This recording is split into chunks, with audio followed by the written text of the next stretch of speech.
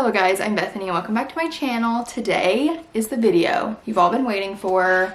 Well, you might not have been waiting for it. This is my top 10 books of 2023. I read 151 books in 2023 and these are my top 10. My favorites. I think about these books all the time. I've probably talked about these books a lot. There's also a lot of books that like almost made this list that I really loved, but they haven't like stuck with me. Like these books I think about all the time. I think about these characters all the time and I love them so much. So a lot of these you're probably not gonna be surprised by, but some of them maybe you will. Also, some of these are series and I'm counting a series as one, even if there's more than one book in the series. And I'm also gonna say like, if it's a series, I'm gonna tell you which one's my favorite in the series. Technically there's more than 10 books sitting here, but it's okay. So I'm including the series as one each. Does that make sense? Let's just get on into it. I'm gonna go from 10 to 1 and I almost thought about putting like some like honorable mentions in this video, but honestly I feel like I would have just keep talking and it would end up being like 23 in 2023, which I didn't want to do because I wanted to do my top 10 that I do not stop thinking about. So here we go. So first is A Risk Worth Taking by Jessica Joyce, which is literally a 70-page novella.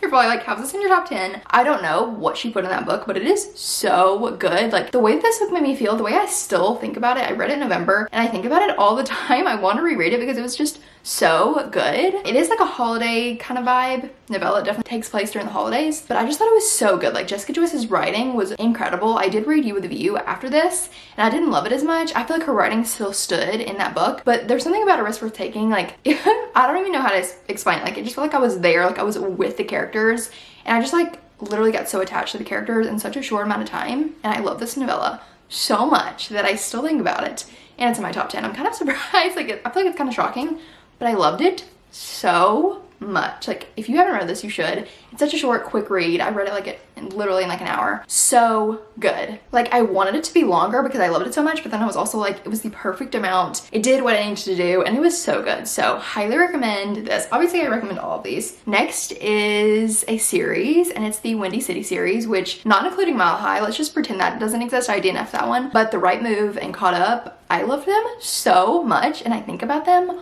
all the time, like literally, like specifically Caught Up. Like I rated The Right Move 5 stars and Caught Up like 4.75, but I think about Caught Up way more than The Right Move. So maybe I should have rated Caught Up 5 stars. I don't know, but I love these books so much. They are sports romances. So The Right Move is about Ryan Shea, who is a famous basketball player, and his sister's friend ends up moving in with him, Indy, and it's like roommates to lovers, forced proximity. So good. Also, I feel like Ryan Shea is very much like acts of service. So if you're an acts of service girly, you would really love this book. And it's just so good, so sweet, like so soft and quiet love, and I just loved it so much. And then Caught Up is a baseball romance. So the main guy, Kai, plays for, I literally always forget what it's called, the National Baseball League, NBL, NLB, I don't know. Anyways, he plays for that. He is also a single dad, so he has a little boy and he needs a nanny for his little boy. And so this girl, what's her name? I should know all these characters' names because they're in my top 10. Miller. Her name's Miller and she becomes his son's nanny basically like for the summer while she's taking a break because she also is a like baker. And so you're kind of following that storyline. It is so good. I love these books so much. The like love confession and Caught Up, I literally think about to this day, like right now I think about it and it was so sweet, so cute. I love these books so much. If you need a sports romance, highly recommend them.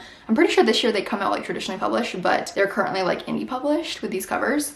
But anyways, I love them so much and I still think about them and I love the characters and I love the male main characters, I love the female main characters, I love the romance. I didn't think they were too long. They were so good. Loved so much. Next, we are at number 8, which is the Throne of Glass series. Honestly, I wasn't sure. I was like thinking about this, like really thinking about what my top 10 were and I was like, is Throne of Glass in it? And I was like, yes, Bethany, you think about Throne of Glass, the characters in Throne of Glass so much. So I want to tell you my favorite books in the series. It's kind of confusing. I don't make much sense, but, and I'll explain. So my favorites in the series are The Assassin's Blade, Crown of Midnight, and Tower of Dawn, but I didn't rate them 5 stars, but I did rate King of Ash 5 stars, and the things that happen in this book, I think about to this day. Like it is brutal but beautiful and the end is so good. I love this book. It is so long, but it's like I feel like there's something happening the entire time and it doesn't feel like an 1,000-page book. So anyways, if you don't know, this is the Throne of Glass series and it is by Sarah J Maas. She wrote ACOTAR. If you've heard of that series, I do recommend reading ACOTAR before you read this. Well, most people recommend that. I personally didn't like ACOTAR, but I do think the world building and like that is very romance heavy, so I feel like it's a lot easier to get into, while this is a little bit more plot heavy. Like there's not much romance in these books. There is romance, but it's definitely more plot heavy, but it's basically about this female main character who is an assassin. And in the first book, Throne of Glass, she is basically in this competition to become the king's assassin. And then just a bunch of stuff happens after that. You meet so many characters, you literally fall in love with this group of characters. And yeah, so these are my favorite in the series. The Assassin's Blade is the prequel, which I read before Throne of Glass. You can read it in a few different ways. Really love my experience doing that. I feel like I was so attached to her going into Throne of Glass, but you can also read after. I feel like everybody that reads this book, or like everybody that reads Throne of Glass, whatever way or order they read it, they're like, I love that I did this. So I feel like whichever way you do it, you know, you can do what you want. But I really enjoyed reading it first. Also, if you don't read it first, there's a spoiler that you will, like, it will be spoiled for you in Throne of Glass because it's talked about. There's also probably a lot of stuff that's talked about in Throne of Glass as you continue reading it that happened in The Assassin's Blade. So anyways, yeah, and then Crown of Midnight is just so nostalgic. Like, so much happens after Crown of Midnight that just, this one is just, I just love the characters in this, and like everything changes, I feel like, after Crown of Midnight, and it's just so good. And then Tower of Dawn is about a specific character who I love so much. I think he's my favorite character in the Throne of Glass series. Kind of an unpopular opinion, I feel like, but I'm just such a girly. Blank girly, this character. I don't want to say the character's names because I feel like it kind of spoils things. And I just love this book so much. It was so good. A lot of people don't like Tower of Dawn. I loved it. And then obviously Kingdom of Ash is the last book in the series. So much happens and everything just kind of like, everything's been happening up until this point. It obviously concludes in Kingdom of Ash, and it's such a good conclusion. So anyways, if you haven't read the Throne of Glass series, I highly recommend it. It's so good. It is, I don't necessarily think it's like a beginner in fantasy, but I also don't think it's super hard to understand. Okay, so number 7 is the Off-Campus series by Elle Kennedy. I love these books so much. I read them in December, so I just talked about them in my December wrap up extensively, like so long for no reason. Well, the reason is because I love them so much, and these actually came out years ago.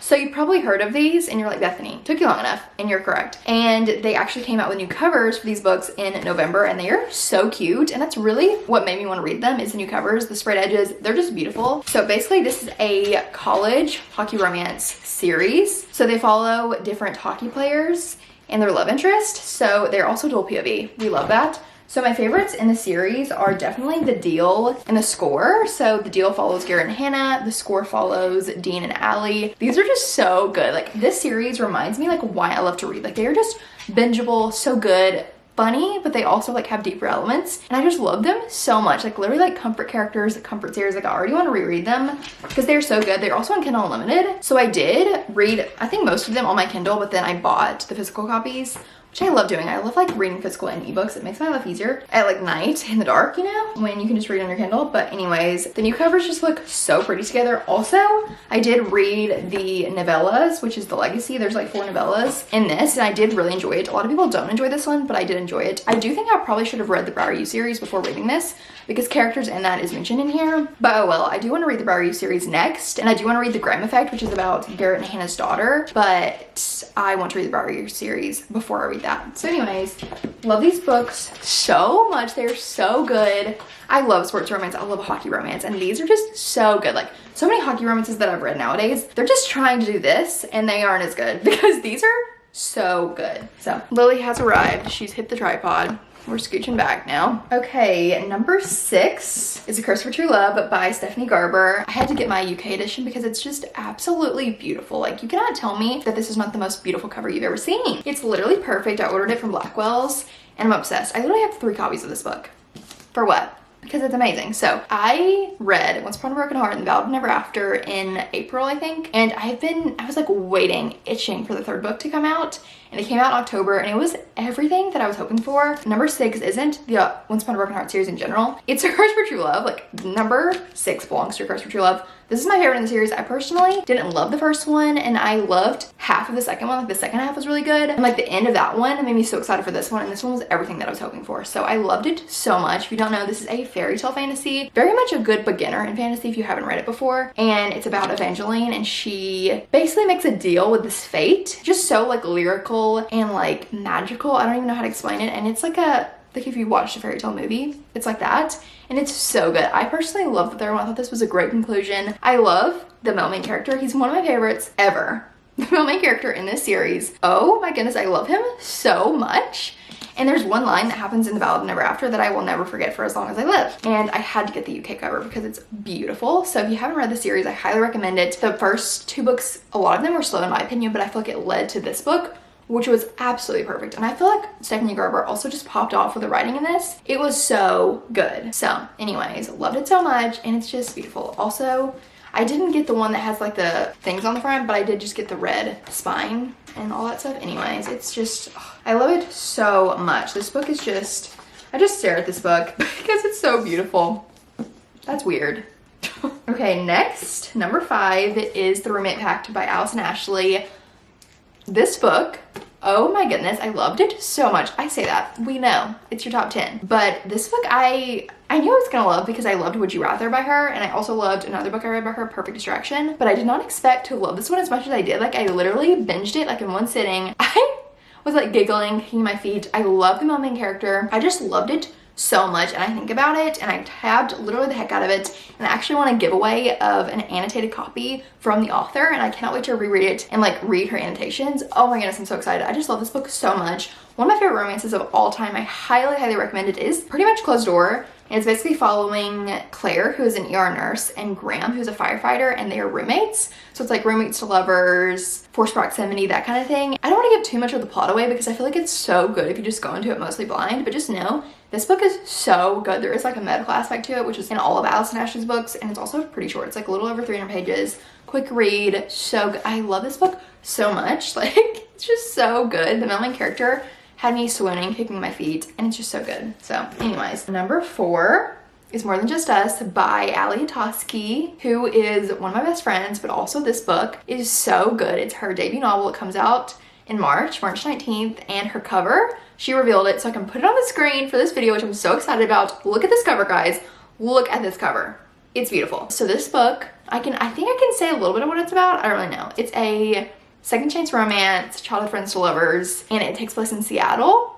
And I got to read it very early because I'm friends with Allie. But I'm not putting this in my top 10 because I'm friends with her. I'm putting it in the top 10 because I love this book so much. I literally will pull up like the file that I have on my Kindle all the time and just read quotes and break my heart because it's so good. Her writing is absolutely insane. I feel like she has a very lyrical, like metaphorical writing, similar to Jessa Hastings almost. Like, her writing is insane.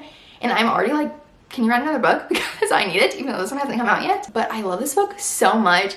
I feel like tugs at your heartstrings, but also there's great mental health representation. I think about this book and these characters all the time, and it's so good. I'm so proud of her, so excited for her, and so excited for this book to come out because I cannot wait for everyone to read it and fall in love with it because it's incredible. So highly recommend pre-ordering it, doing whatever, ordering it on the day of. I don't have pre-orders up yet, but it's so good. I feel like I don't want to say too much because it hasn't come out yet, but I loved it so much. I think about the characters, I think about the writing, I think about the quotes all the time. It's so good. So read that when it comes out. Look at this cover. Okay, let's move on. Next, we are at number 3, which is The Boys of Tommen series by Chloe Walsh, which is Binding and Keeping 13 and Saving and Redeeming 6. So I'm gonna put these down because they're so heavy. I do have the new covers of Binding and Keeping 13, but I wanted it to be consistent because I don't have this ones of Saving and Redeeming 6 because they're not out yet. If you don't know, they're about high school students and it takes place in Ireland, but it's very much like a heavy, emotional, heart-wrenching romance. Like, it's not like a funny, happy-go-lucky book. I mean, it is funny, but there's also a lot of hard topics, a lot of trigger warnings, so I would look that up if you want to read these books. But literally, I read them in, I think I read Binding and Keeping 13 in September, Saving and Redeeming 6 in November, and I have not stopped thinking about them since. I do say that Saving and Redeeming 6 is my favorite because I love Joey, but honestly, I think about Johnny and Shannon all the time. So Binding and Keeping 13 follow Johnny and Shannon, and Saving and Redeeming 6 follow Shannon's brother Joey and his love interest Eva. And then there's a new book coming out in April about Claire and Gibbsy, and I'm so excited for that. But anyways, I just love these books so much. They are so heart-wrenching, but like when you get to the happy moments, it's so good. And these characters feel real to me. Like, I literally feel like these characters are in Ireland, hanging out, doing their thing, and they're not real. They have a very like heavy Irish slang to them, like in the language. So there is a, what's it called? A like glossary at the beginning of the book that kind of explains or like tells you what the words mean because they are using words that like we don't use in the US, but they're just so good. Like, I think about these books and I just love them so much. I do always recommend checking trigger warnings before reading these. And I was so like, I literally like put them off all year, didn't want to read them because I was scared of the trigger warnings. And then I watched a TikTok and it sucked me in and I read them and they literally altered my brain chemistry. So these books, I don't know how to explain the hold they have over me. Like, they're so painful. Like, I remember finishing Heaving 13 and I was like, that is so painful. I don't know how people reread that. And then I'm like literally buying new covers, planning on rereading them this year. So it's just so good. Like, I love these books with every fiber of my being, and I just, like, I want to hug them and love them because I love them so much. And I love these characters and I just feel for these characters, and like, and these books are completed. So you do get a happy ending eventually, but you do not get it until the end of the second book. So just be aware of that. And they're all super long, but they don't feel as long as they are. I don't know how to explain it. The writing is so easy. They don't feel as long as they look. So anyways, I'm gonna stop rambling about them because you're probably sick of hearing me talk about it. So anyways, I just love them so much. So excited for the next one. So excited to reread them this year. Oh, it's gonna be so good. Now we are in our final 2 of the year. Honestly, I was kind of going back and forth with the top 3 because I didn't know what order to put them in, but I did kind of rank them at least 2 and 3 based on when I read them in the year, because the second one I had read earlier in the year and I thought about it for way longer, so it kind of just made it higher than Boys of Tommen. So that is Practice Makes Perfect by Sarah Adams. I got an arc of this in February and then I reread it when my pre-order came in May, and it's just so good. Like, I love this book so much. Literally, I say the same thing every time, but there's just something about Sarah Adams books. Like, she just makes you feel like all warm and fuzzy and giddy and like giggling, kicking your feet. Like, that is what she does in her books, but this one was like times a million. Like, it was her best book yet, my favorite of her books. And I love these characters so much. So this is the second book after When in Rome, and When in Rome was actually one of my favorite books for 2022. And I'm sure that the rule book that comes out this year will be one of my favorite books of 2024 because Sarah Adams is one of my favorite authors of all time. I love her books. Up until this point, she has closed door. So this book is closed door, but the rule book will have like spice, but like modifications. So there's no spice in this book, and basically it follows Annie. So When in Rome follows Noah and Amelia, and Annie is Noah's sister. Everyone looks to her like as a very shy, like wholesome girl, and she meets Will, who is Amelia's bodyguard because Amelia is a like pop star, and he has like tattoos, and he's very much the opposite of Annie and what Annie would like, what people think Annie would want. So you're just following them, kind of following Annie's journey as like she's coming into herself, and Will, who like is just such an angel sweetie to her. And I just love this book so much. It's so good. It's also beautiful. Like, one of my favorite covers. It's pink, beautiful. I cannot wait for the next Rome book to see these characters again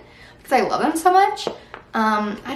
It's so good. Like, literally so good. Obviously it's in my top 2. I talk about this book all the time and it's incredible. It's crazy to think I read this in February of last year and it was one of my literally top 2 books of the year.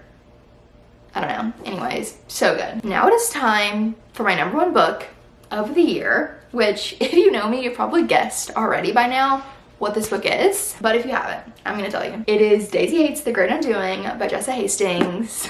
This book, no, like, legitimately changed my life. That's so dramatic, but like, I want to get emotional when I think about this book because it literally, like, the emotions that I had reading this book, first of all, were absurd. I vlogged it in my Reading Romance for a Week video. So if you want to watch that, you can see my reactions. I also read this in February, which is kind of crazy that I read my favorite book of the year in February, but this is the last book that's out right now in the Magnolia Parks universe. It's the second Daisy Hates book, following Daisy, Christian, and Julian. In the Magnolia Parks books, you follow Magnolia and BJ, and I do love those, but I am definitely a Daisy Hates, like, this side of the universe kind of girl, and I'm very much a Julian Hates girly. Like, Julian Hates, oh my gosh. I also pick up this book like every so often rereading quotes because literally, like, these quotes like just altered something in my brain. Like, I don't know what it is.